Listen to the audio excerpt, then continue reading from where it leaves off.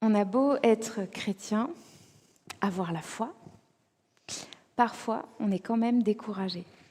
Ça vous est déjà sûrement arrivé. Qu'est-ce qui a pu vous donner envie dans votre vie, même votre vie de croyant? Qu'est-ce qui a pu vous donner envie de baisser les bras? Peut-être que c'était une situation compliquée au travail ou en famille, un avenir qui paraissait bouché, une situation d'injustice, de surmenage, de surcharge. Peut-être que c'est les interrogations devant l'état de notre monde, le sentiment d'être isolé ou sans appui. Ces ressentis qui découragent, on les retrouve dans un psaume, le psaume 11. C'est une prière du roi David, environ 1000 ans avant Jésus. David, c'est un homme de foi, vraiment un homme de foi, un homme choisi par Dieu, un homme proche de Dieu. Et malgré tout, il traverse lui aussi des périodes de découragement. Alors, je vous invite à lire le psaume 11 avec moi. Donc, je vais lire d'abord les 3 premiers versets, puis je continuerai après.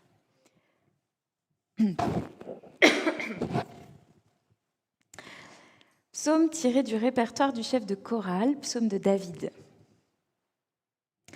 Auprès du Seigneur, je trouve refuge. Comment pouvez-vous me dire, file comme un petit oiseau dans les montagnes?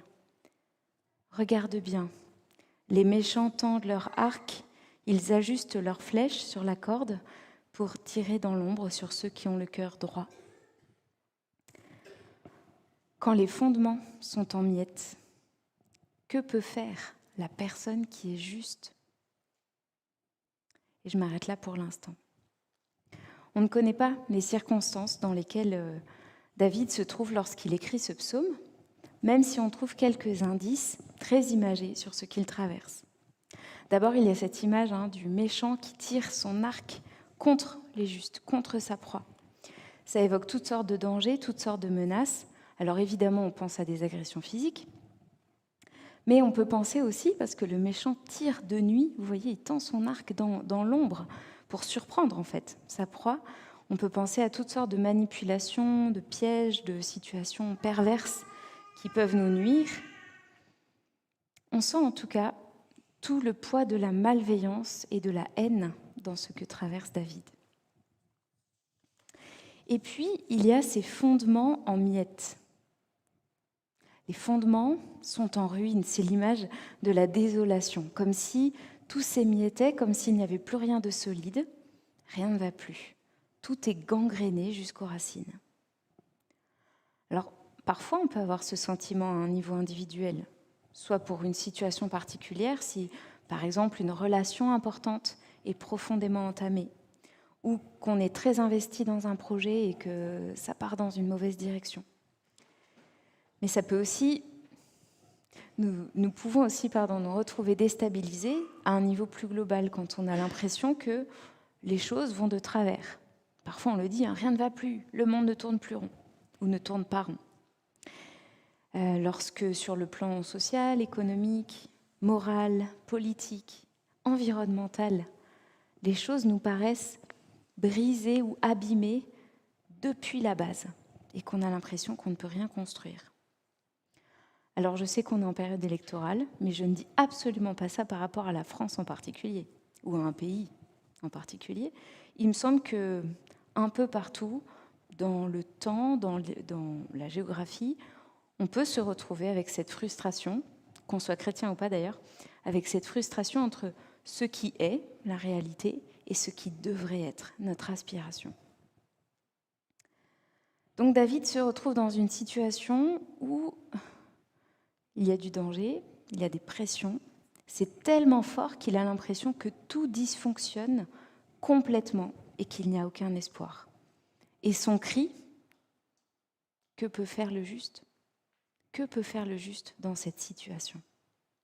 Autrement dit, même avec les meilleures intentions du monde, même avec les meilleurs moyens et les meilleures méthodes, la tâche paraît trop lourde, trop grave, trop dangereuse. Voilà en quelques mots ce qu'est le découragement, l'envie de tout lâcher, de se retirer totalement de la situation parce qu'on ne voit pas d'espoir. Vient alors le conseil du début. File, petit oiseau, réfugie-toi dans les montagnes. Et bizarrement, c'est un conseil qui fait bondir David. Comment osez-vous me conseiller cela ? Nous, on a des chants qui disent « Je lève les yeux vers les montagnes et je me confie dans le Seigneur ». Donc, on fait le lien. Et il y a des psaumes qui disent ça, comme le psaume 121 que François a lu. Mais ici, les montagnes ne sont pas le symbole de la protection de Dieu. David le met en opposition. Il y a faire confiance à Dieu, se réfugier dans les montagnes. Il met vraiment en opposition les deux, et lui, il se positionne. Non, il ne fuira pas, il choisit plutôt de se réfugier dans le Seigneur, et il le dit d'emblée, il l'affirme, il le proclame. C'est une opposition qui peut nous perturber. La fuite ou la foi. Ça peut nous perturber en particulier dans le contexte actuel. Mais je me demande si David parle vraiment d'une fuite géographique, comme si vous voulez, comme si on avait l'équation de mais si tu avais vraiment confiance en Dieu, tu ne fuirais pas, tu resterais, tu supporterais l'épreuve. Peut-être que c'est vrai parfois que à cause de Dieu, grâce à Dieu, on peut rester.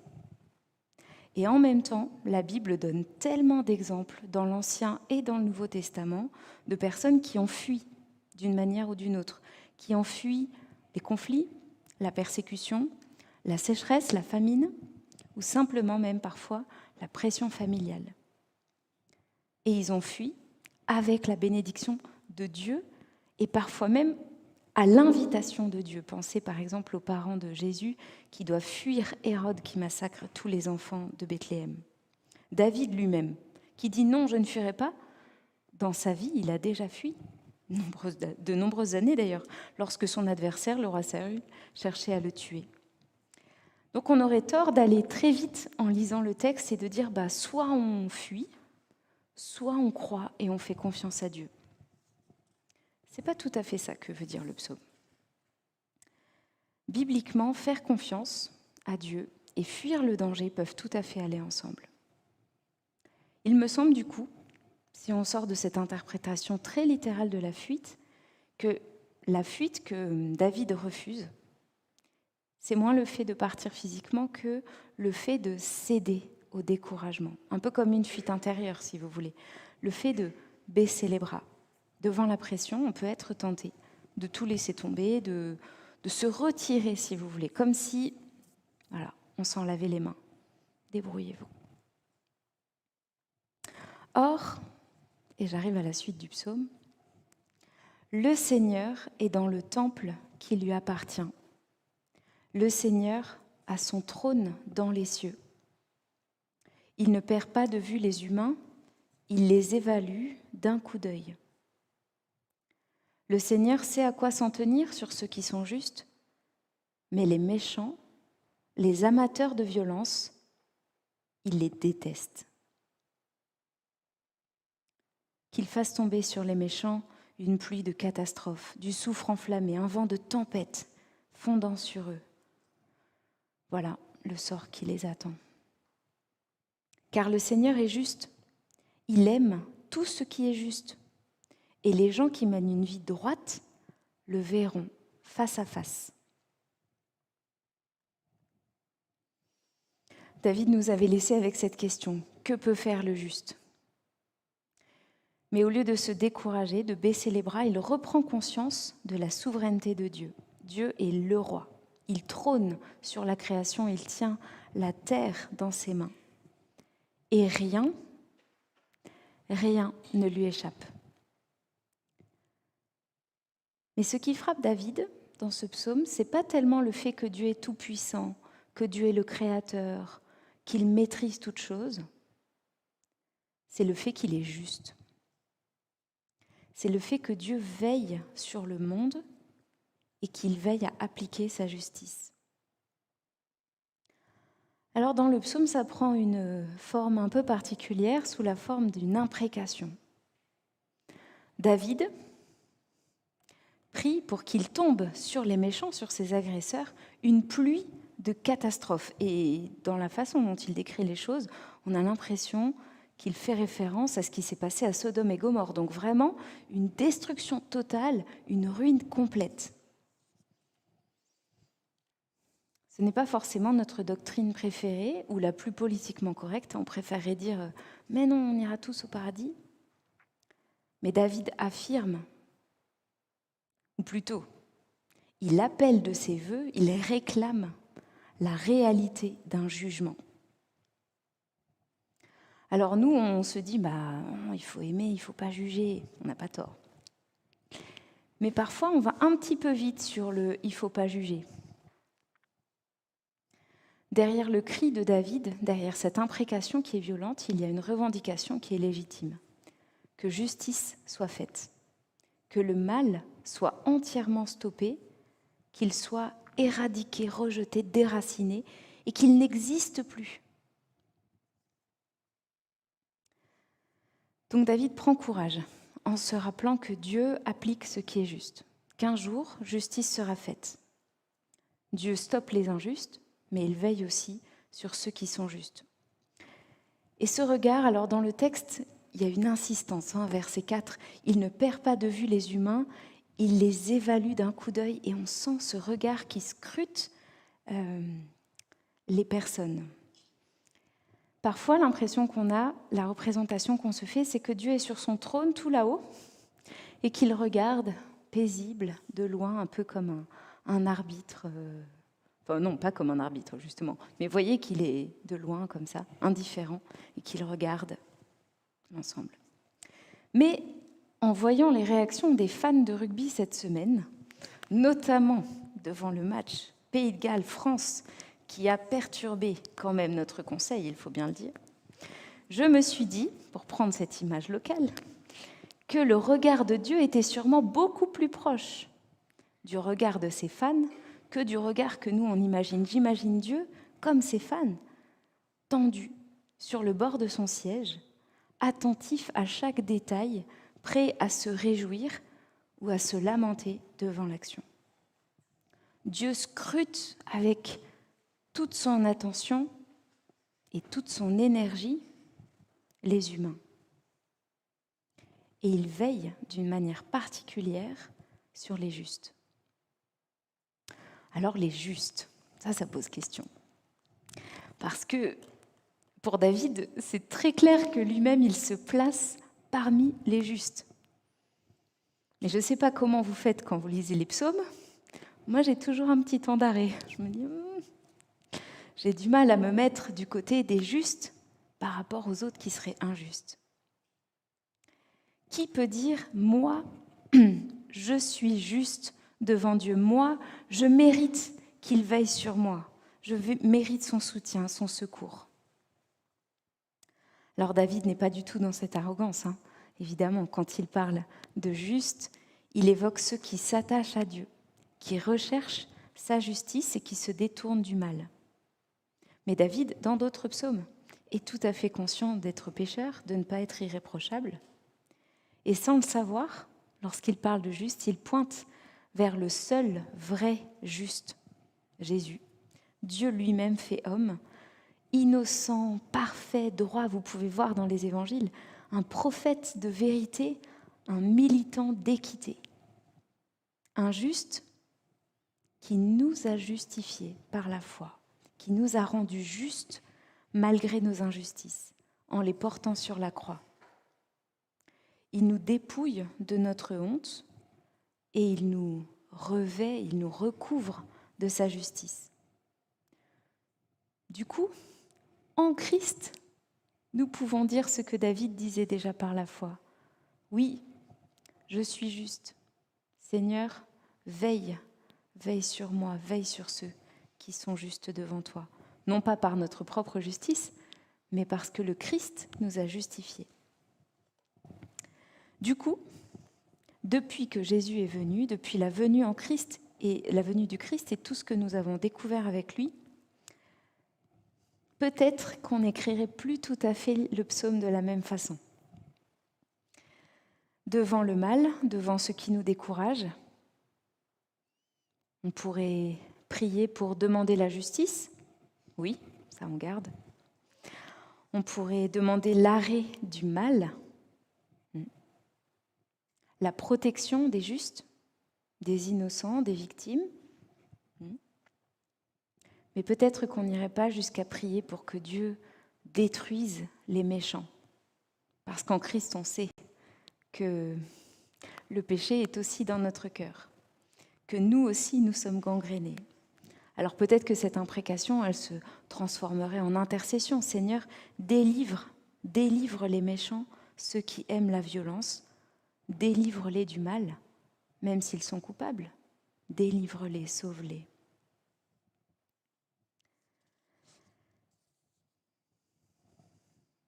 David est donc profondément encouragé par la présence, la souveraineté du Dieu juste, devant qui rien ne passe inaperçu et qui appliquera sa justice un jour. C'est son espérance et par cette espérance, il peut se tenir droit. Dieu veille sur les justes, il aime tout ce qui est juste, et ceux qui sont justes ou justifiés reçoivent cette promesse, ils verront Dieu face à face. Et c'est vrai que c'est réconfortant. Quand on est menacé, rejeté, victime, de savoir que Dieu, lui, voit, qu'il nous accorde de la valeur et qu'il nous garde une place tout près de lui, dans son cercle d'intime. David, fort de cette assurance, voit plus loin que l'épreuve, il relève la tête pour contempler l'horizon. Dieu règne, le mal n'aura pas le dernier mot et la justice vient. Mais David ne nous dit pas ce que ça veut dire concrètement de se confier en Dieu dans l'épreuve. Il l'affirme. Auprès du Seigneur, je trouve refuge. Il l'affirme, mais il ne le décrit pas. La question « que peut faire le juste ?» semble rester sans réponse. On a l'impression que c'est juste une question de confiance. Pourtant, j'ai l'impression, vu l'atmosphère du psaume, qu'il y a deux pistes qui se dégagent. D'abord, le fait de résister à la tentation de fuir. Encore une fois, pas fuir physiquement, ce n'est pas cette question-là, je pense. C'est plutôt la question de résister à la tentation du découragement, de céder au découragement. Et de choisir plutôt la persévérance, tenir, rester, résister peut-être. Alors ça peut prendre plusieurs formes, rester sur place, ou fuir et résister de loin, s'engager de loin. Mais ça peut aussi vouloir dire, quand on n'est pas dans le cas d'un conflit en particulier, s'engager, se mobiliser dans le cadre d'une situation qui nous décourage. Il me semble que les chrétiens, on s'est peut-être parfois trop réfugiés en disant « le monde va mal, mais bon, nous, notre espérance est en Dieu et dans le royaume de justice qu'il va faire naître un jour. Donc, ce qui se passe autour de nous, voilà, on laisse couler. » Et il me semble que l'invitation de ce psaume, c'est plutôt de dire non, on tient, on ne se réfugie pas dans l'avenir uniquement, mais avec le Seigneur, en s'appuyant sur le Seigneur aujourd'hui, on peut se mobiliser dans ce qu'on vit, dans le présent. Et puis David insiste largement, lourdement sur la justice de Dieu, la justice que Dieu rend, la justice de ceux qui s'attachent à Dieu.